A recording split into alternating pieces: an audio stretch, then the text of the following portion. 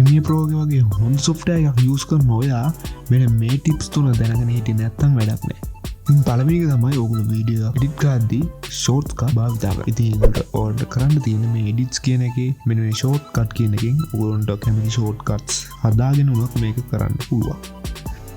ඊලාක තමා ඔගුලන්ට පේනවාමන මෙතනින් media browser එක ගාවතියන යතුරක් වගේ කිය අයිකරන්නගේ බූට පස්සේ ඔගුලොන්ට මෙන්න මේ තුන්ගනියට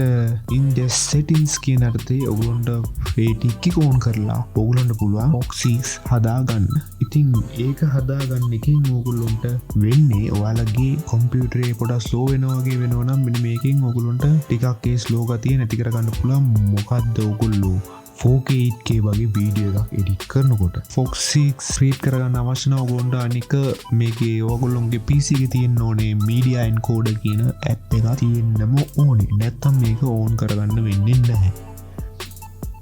ඉතින් ඊළඟ තමයි ප්‍රීසෙට් ඇන් ටෙම්පලේට්ස් ගොන්ට පුළුවන් ප්‍රීසෙට් ලත්ස් වගේවත් සේව් කරගෙන තියාගන්න ඉතින් ඒකින් ඔකොන්ට පුළුවන් කල ක්‍රේෂන් එකදී කල ග්‍රේඩින් එකදීම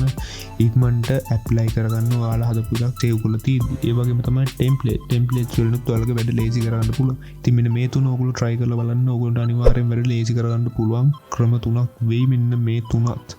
එනම් අදර ගීලෙනම් දැම්ම චැනල එක සබස්ක්‍රයිබ් කන තියාගන්න මේ වගේ කුයි ටිප්ස් වලට